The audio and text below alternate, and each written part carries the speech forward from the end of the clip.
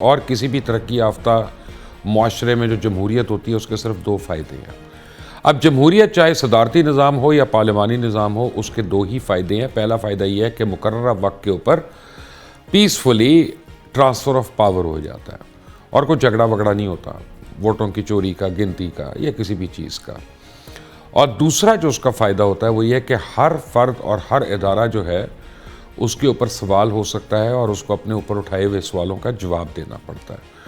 اور اگر یہ دونوں چیزیں مسنگ ہے تو جمہوریت برائے نام رہ جاتی ہے، اور جمہوریت جو ہے وہ خود ایک آمرانہ شکل اختیار کر لیتی ہے اور پھر وہ کسی آمر سے بھی زیادہ بدتر ہوتی ہے۔ اور جمہوریت کے جو حقیقی ثمرات ہیں وہ عوام تک نہیں پہنچتے، عوام تک اسی وقت پہنچتے ہیں جب جمہوریت میں آپ سوال و جواب کرتے ہیں اور آپ کو جواب مل جاتا ہے اور اگلے کو بھی پتہ ہوتا ہے کہ یار اگر میں نے یہ قدم اٹھایا تو مجھ سے اس پہ سوال ہوگا، لے دے ہوگی اور میری اسے بدنامی ہوگی، میرے گھر والوں کی بدنامی ہوگی، میں یہ کام نہ کروں۔ یہی جمہوریت ہے۔ پاکستان میں یہ جمہوریت کوسوں دور ہے۔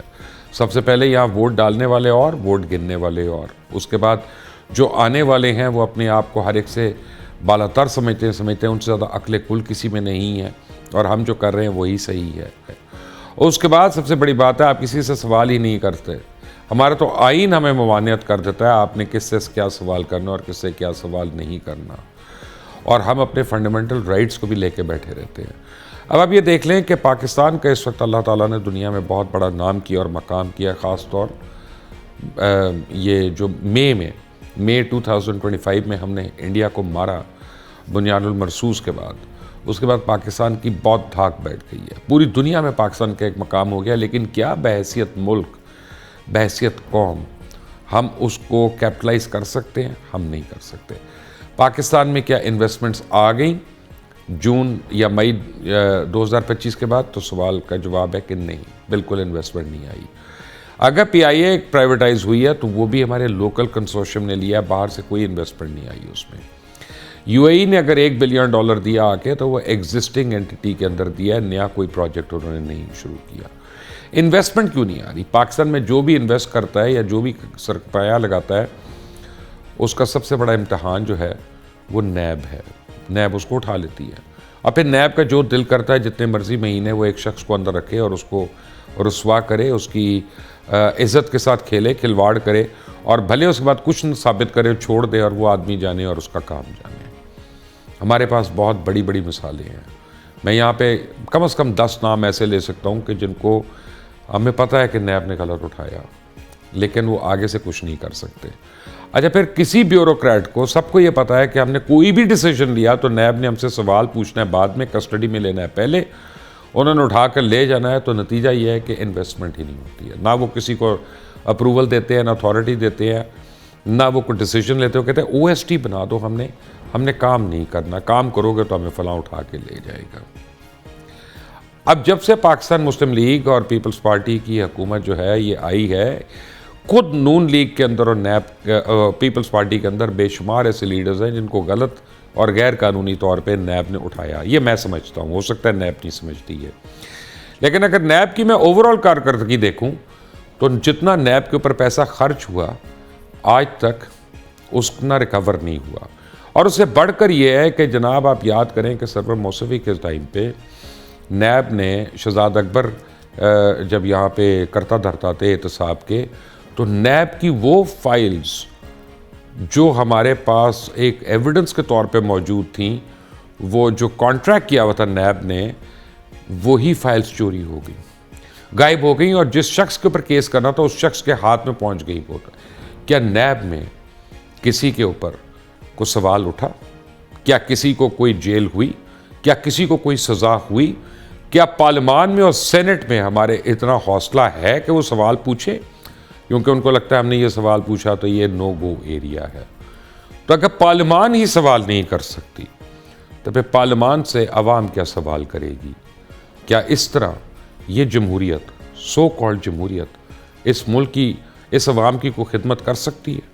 میرے ساتھ احمد اویس ہیں، رضا ہارون ہیں، زاہد خان ہیں، تینوں مختلف جماعتوں کے لوگ ہیں، اور آئی ایم شیور تینوں آپ کو بتائیں گے کہ نیب نے کیا کیا، کیا نہیں کیا، لیکن تینوں میں سے کوئی بھی نیب کے خلاف کھڑا ہو کے کروسیڈ نہیں کرے گا۔ احمد اویس آپ وکیل ہیں، مایہ ناز وکیل ہیں، آپ سے شروع کرتے ہیں. جو میں نے بات کی آپ اسے اگری کرتے ہیں کہ ڈس اگری کرتے ہیں؟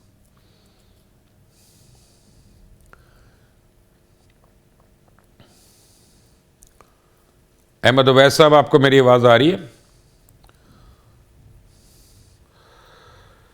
رضا ہارون ان کا انٹرنیٹ ویک ہے, آپ سے شروع کر لیتے ہیں. Same question.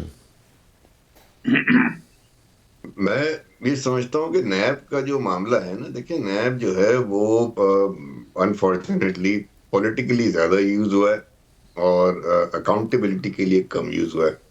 ہم نے دیکھا ماضی میں بھی, جیسا آپ نے بہت ساری مثالیں دی, ظاہر ہم نام لیں گے تو ایک بڑی لمبی فہرست ہے کہ بڑی بڑی پریزنٹیشنز ہوئیں, بڑی بڑی پریس کانفرنسز ہوئیں, میڈیا ٹرائل ہوئے, لیکن کوئی کنکلوژن نہیں ہوا, بلکہ وہ سارے کے سارے لوگ جو وزیر اعظم بھی رہے, صدر بھی رہے, عہدوں پہ رہے, ان کو سب کو چارج بھی کیا گیا, لیکن کوئی بھی منطقی انجام کو نہیں پہنچ سکا. تو اس سے ثابت یہی ہوا کہ نیب نے اپنی افادیت کھو دی.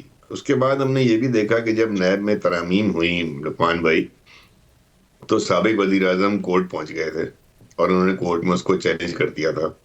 اور ان ترامیم کو چیلنج کرنے کے بعد ان کا بڑا ظاہر ہے کہ ان کا ایک اصولی موقف تھا کہ اس کے بینیفیشریز ہوں گے وہ سب کرپٹ لوگ ہوں گے, لیکن جس دن اس کو سپریم کورٹ نے ٹرن ڈاؤن کیا اور وہ ترامیم برقرار رہیں, تو سب سے پہلا جو اس سے ریلیف حاصل کرنے کی درخواست ہے اسی سابق وزیر اعظم کی ہے, کہ جو ان کا اصولی موقف تھا, جس اصولی موقف پہ وہ کھڑے ہوئے تھے, انہوں نے اس کو ایک سیکنڈ نہیں لگایا کمپرومائز کرنے کے لیے جب ان کی پرسنل بینیفٹ کی بات آئی. تو ریاستوں کے اندر یہ والے معاملات جو آپ اٹھا رہے ہیں یہ بڑی اہمیت کے حامل ہوتے ہیں. جس ملک میں اکاؤنٹیبلٹی نہ ہو رہی ہو, جس میں جسٹس جوڈیشری کا جو حال ہے, جو ہم دیکھتے ہیں کہ وہ ایسے ایسے مسئلوں میں پڑ جاتے ہیں کہ جس کا نہ کوئی حل ہوتا ہے بلکہ ملک کو ناقابل تلافی نقصان ہوتا ہے. ہمارے پاس ریکوڈک کی مثال موجود ہے, ہمارے پاس اسٹیل مل کی مثال موجود ہے, ہمارے پاس اور رینٹل پاور کے جو کیس تھا اس کی مثال موجود ہے. یہ جو کاوے موسوی کی آپ نے بات کی, آپ دیکھیں نا کہ الٹا آپ کو اس کو فائن پے کرنا پڑا. آپ اس سے کیس آ گیا, مجھے غالباً یاد نہیں, 29 ملین پاؤنڈ تھے شاید جی جو اس کو آپ کو پے کرنے پڑ گئے. تو وہ سارا نیب کا جو ایک سلسلہ بنایا تھا کہ باہر ملک میں انویسٹیگیشن ہوگی اور وہ ہوگی, الٹا آپ پیسے ریکور کیا کرتے, وہ ہوتا ہے نا کھایا پیا کچھ نہیں, گلاس ٹکڑا 12 آنے, آپ جیب سے پیسے دے کر آ گئے 29 ملین پاؤنڈ. سو انٹینٹ بہت ضروری ہوتی ہے, پارلیمنٹ کی سپریمیسی بہت ضروری ہوتی ہے. اگر پارلیمنٹ ہی نہیں رضا ہارون اپنے آپ کو سپریم کرنا چاہتی تو میری طرف سے بند کر دیں, تالا لگا دیں اس کو. پھر کوئی علاج نہیں ہے. سچی بات یہی ہے کہ to be honest on a personal level میں نہیں سمجھتا کہ پارلیمنٹ اگر اپنے آپ کو اتنا زیادہ ڈسیبلڈ محسوس کرتی ہے کہ وہ ان چیزوں کا نوٹس نہ لے سکے, ان کے اوپر کوئی کارروائی نہ کر سکے اور ان کو درست نہ کر سکے معاملات کو, تو پھر یقیناً اس کی اپنی افادیت کھو دیتی ہے. جہاں پارلیمنٹ 26ویں ترمیم کر رہی ہے, 27ویں ترمیم کر رہی ہے, وہاں پارلیمنٹ کو بیٹھ کے یہ بھی سوچنا چاہیے کہ جی یہ جو نیب کا خاص طور پہ معاملہ ہے, اب دیکھیں نا جس ملک میں, آپ مجھے بتائیں کون سا ایسا پرائم منسٹر ہے مبشر بھائی جس نے کہ اپنا ٹینیئر ختم کیا ہو اور اس کے بعد وہ اریسٹ نہ ہوا ہو کرپشن چارجز پہ, ریگارڈلیس کہ وہ ٹھیک تھے یا غلط تھے. اب جو انویسٹر جو آپ بات کر رہے ہیں باہر سے جس نے انویسٹ کرنے آنا ہے, وہ تو یہی دیکھتا ہے نا کہ یار یہ اس ملک کے اندر ہم یہ دیکھتے ہیں کہ یار یہاں تو پرائم منسٹر ہر وقت کٹہرے میں کھڑے, جو آتا ہے چاہے وہ نواز شریف صاحب ہوں, یوسف رضا گیلانی صاحب ہوں. ہاں تو آپ لوگ, میرے کہنے کا مطلب ہے آپ لوگوں کو اس وقت خیال آتا ہے جب آپ لوگوں کی حکومت چلی جاتی ہے, اس سے پہلے تو خیال نہیں آتا نا. ابھی اس وقت آپ نون لیگ حکومت میں ہیں, دونوں مل کر فیصلہ کر لیں, کل ہم نے نیب کو ختم کرنا ہے, کر دیں ختم. اگر نہیں ختم نہیں کریں, میں نہیں سمجھتا. نہیں ایک منٹ, آپ کیونکہ آپ کی اہلیت ہی نہیں, آپ اس پہ صحیح اکاؤنٹیبلٹی کریں. ہماری اہلیت ہونی بھی نہیں چاہیے, پارلیمنٹ کی تو اہلیت نیب چلانے میں مبشر بھائی ہونی بھی نہیں چاہیے.